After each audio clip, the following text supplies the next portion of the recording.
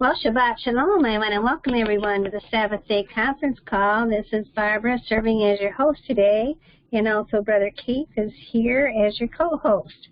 And I just want to welcome everyone that's here by internet or phone, or if you're listening to the YouTube channel. We just want to invite everyone to go to the website, LunarSabbathDay.com, for more information about the Creator's calendar. So today you will see on the screen, when does a week begin? Does it begin by moon phases or Sunday, named after a sun god, Baal? Satan has changed every element of time. Every element of created time has been altered. When a year begins, he's changed it, and it begins in the spring, from spring to winter. When a month begins, from new moon to illogically haphazard day on a calendar. When a week begins, from moon phases to pagan named gods. When a day begins, from sunrise to midnight. Hours in a day, from 12 to 24. So we have already done a few of these topics, and I hope you'll go watch them. We have done when a year begins, and that's in the spring. When a month begins, and that is on New Moon Day. And today our topic is, when does the week begin? Those who have never learned the facts of calendar history have built an entire belief structure on a faulty foundation. The assumption that weeks have cycled continuously and without interruption ever since creation. Genesis 1 correctly reveals that two kinds of days make up the biblical week. 6 working days followed by a Sabbath. And then we have Ezekiel 46:1, Leviticus 23, Isaiah 66, and they identify that there are 3 kinds of days that make up a biblical month: new moon days, work days, and Sabbaths. So the days in the biblical week did not have names such as Monday, Tuesday, etc. The days in the biblical week were numbered as first day, second day, third day, fourth day, fifth day, sixth day, and seventh day, which was known as a Sabbath. And that's all found in Exodus 16 and Exodus 20 and John 2. Both the Gregorian and biblical calendar weeks consist of 7 days. In ancient times, some cultures have had weeks which contain differing numbers of days, and some cultures still use these today. Even though the number of days in a week is equal to both calendars, in both calendars, the day numbers might vary. And even over here on the right of the screen, you'll see that some of the European calendars begin on Monday. And you might notice that puts Sunday as the 7th day of the week. Okay. Christians who worship on Sunday base this practice on the belief that Yeshua arose from the tomb on Sunday. Jews and Christians who worship on Saturday do so because it is the 7th day of the week. Both parties base their belief and thus their practice on an assumption. The assumption is that because the progression of days was not changed at the time the Julian calendar transitioned to the Gregorian, the modern week is identical to the biblical week. Therefore, the logical conclusion is that Saturday is indeed the Bible Sabbath and Sunday is the day on which Yeshua arose from the grave. The facts of the Julian calendar itself, however, prove this assumption is false. Julian calendar established. The calendar of the Roman Republic was based on lunar phases. Pagan Roman priests called pontiffs were responsible for regulating the calendar. By the time of Julius Caesar, months on the Roman calendar were completely out of alignment with the seasons. Julius Caesar exercised his right as Pontificus Maximus, high priest, and reformed what had become a cumbersome and inaccurate calendar. So in 45 BC, Julius Caesar appointed Sojournes, an Alexandrian astronomer, to design and reform the Roman Republic calendar. They decided to abandon the lunar calendar altogether. The new Julian calendar ignored new moon days and instituted a calendar that was solar only, with the days of the week designated by letters A through H. and that is 8 days. The Julian calendar week of 45 BC did not look like the Julian week when Pope Gregory VIII modified it, and thus did not look like the modern Gregorian week of today. This is the first assumption made by both Jews and Christians, regardless of the day on which they worship. The Julian calendar, like the calendar of the Republic before it, originally had an 8-day cycle. And this is a picture of the calendar here on the right of a Roman calendar, and you'll see letters A through H. So the decline of the 8-day Roman week and the pagan role of Mithraism played a significant part in restructuring the Julian week. It seems as if some spiritual genius, having control over the pagan world, had so ordered things that the heathen planetary week should be introduced just at the right time for the most popular sun cult of all ages to come along and exalt the day of the sun as a day above and more sacred than all the rest. Surely this was not accidental. And that's from R.L. Odom's Sunday and Roman Paganism. I will be leaving all these links below for you to look up for yourself. But over here on the right is a stone picture of a Roman calendar, a Julian calendar, and it shows an example of an 8-day week.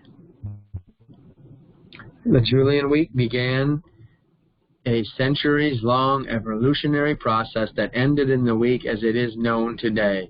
The original 7-day planetary week is the final piece of the puzzle, proving Saturday is not the Bible Sabbath, nor Sunday the first day of the biblical week. This transformation took several hundred years. The immense significance of this for Christians is found in the fact that Sunday cannot be the day on which Yeshua rose from the dead, because Sunday did not even exist on a Julian calendar of Messiah's day. That's the time when he was alive. So nor can Saturday be the biblical seventh-day Sabbath, because the pagan planetary week originally began on a Saturday. It was not a seventh day of the week. Saturn, or De Saturni, the day of Saturn, was the very first day of the week, not the seventh. As the god of agriculture, he can be seen in this preeminent position of importance, holding his symbol, a sickle. Next, on the second day of the pagan planetary week, is seen the sun god with rays of light emanating from his head.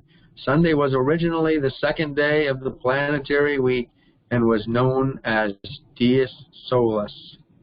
And this is an official Roman calendar as found in a mosaic tile in the wall of the Roman bathhouse called Trajan's Bath, and that was built in 104 A.D. So here you'll find Saturday was the first day of the pagan week. So when the use of the Julian calendar with its recently adopted pagan planetary week spread into northern Europe, the names of the days, Dies Martis, or that's like Mars, through Dies Veneris, which is Venus. Okay, so the days from Mars to Venus were replaced by Teutonic gods. Mars' day became Twiz Day or Tuesday. Mercury's day became Woden's day, Wednesday. Jupiter's day became Thor's day or Thursday, and Venus' day became Frigga's day or Friday. The influence of the pagan astrological day names is still seen today. Latin-based languages such as Spanish retain astrological names for Monday through Friday, with the Christian influence being seen in their words for Sunday, like Domingo or Lord's Day, and Saturday, Sabbato or Sabbath. So over here you'll see an artist drawing of the pagan days of the week and the gods that they represent. The fact that both the Julian calendar and the pagan planetary week have been accepted for use by Christians reveals an amalgamation of Christianity with paganism, of which the Apostle Paul warned when he wrote in 2 Thessalonians 2:7-11, "For the mystery of iniquity doth already work. Only he who now letteth will let until he be taken out of the way. And then shall that wicked be revealed, whom the Master shall consume with the spirit of his mouth, and shall destroy with the brightness of his coming, even him whose coming is after the working of Satan with all power and signs and lying wonders, and with all deceivableness of unrighteousness in them that perish, because they receive not the love of the truth, that they might be saved. And for this cause Yahweh shall send them strong delusion, that they should believe a lie, that they all might be damned who believeth not the truth, but had pleasure in unrighteousness. The planetary week, like the Julian calendar that adopted it, is irreparably pagan. Historical facts reveal that neither the Biblical Sabbath nor the Biblical First Day can be found using the modern calendar. It is important to worship on a specific day. If it is important to worship on a specific day, then it is also important to know which calendar to use and when the change in calendation occurred. It must always be remembered that when one worships reveals whom one worships, the Elohim of creation or the God of this world, that is the leader of rebellion against the Creator.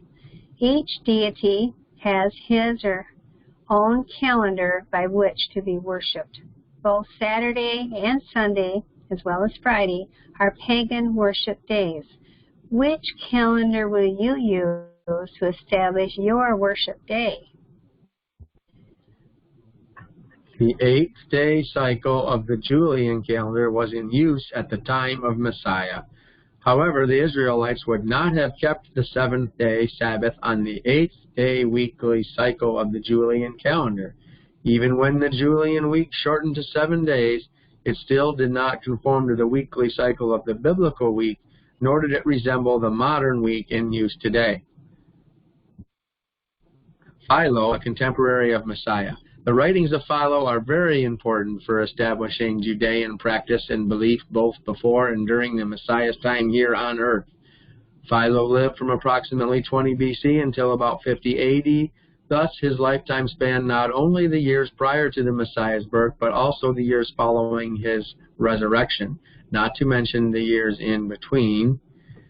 Evidence reveals that Philo's beliefs were representative of those of Judaism during that period of time. The following excerpts are from Philo's writings, explaining the 7-day week and the Sabbath on the lunar cycle. Philo, in the Special Laws 178, writes, "There is one principle of reason by which the moon waxes and wanes in equal intervals, both as it increases and diminishes in illumination, the 7 lambs, because it receives the perfect shapes in periods of 7 days, the half moon in the first 7-day period after its conjunction with the sun, full moon in the second, and when it makes its return again, the first is to half moon, then it ceases at its conjunction with the sun. Again, the periodical changes of the moon take place according to the number 7, that star having the greatest sympathy with the things on earth, and the changes which the moon works in the air, it perfects chiefly in accordance with its own configurations on each 7th day. At all events, all mortal things, as I have said before, drawing their more divine nature from the heaven, are moved in a manner which tends to their preservation in accordance with this number 7. Accordingly, on the 7th day, Elohim caused to rest from all his works which he had made."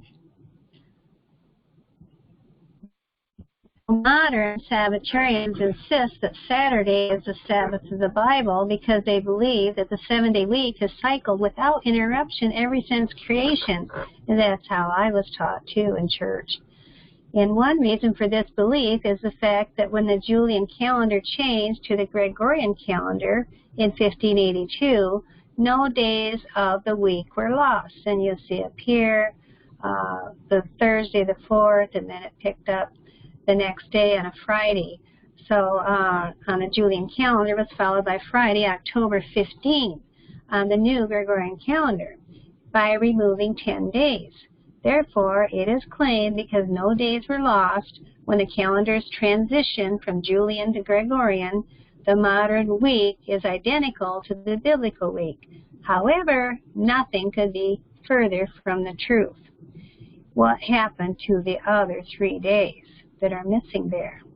Also, I've seen this posted by Sabbath keepers, which I used to be a Saturday Sabbath keeper too, and I love my brothers and sisters. But the U.S. Naval Observatory will say the sequence of the days of the week have not been altered in the last 2,000 years. Well, if you go back to the time of the Saturday being the change to the 7th and Sunday to the 1st, that is about 2,000 years. But those days are not on the Creator's calendar, are they? 7 days a week. The modern week is a continuous weekly cycle on the Roman Gregorian calendar, but not to the original calendar of creation. Anciently, all weekly cycles restarted at the new moon. All nations, all nationalities, all cultures. And this is a quote from the Universal Jewish Encyclopedia. The new moon is still, and the Sabbath originally was, dependent upon the lunar cycle. And Jewish writings do prove the lunar Sabbath to be true, and we have done a video with that title. Here is another Jewish quote about how they have changed the calendar. A continuous 7-day cycle that runs throughout history, paying no attention whatsoever to the moon and its phases, is a distinctively Jewish invention. Moreover, the dissociation of the 7-day week from nature has been one of the most significant contributions of Judaism to civilization.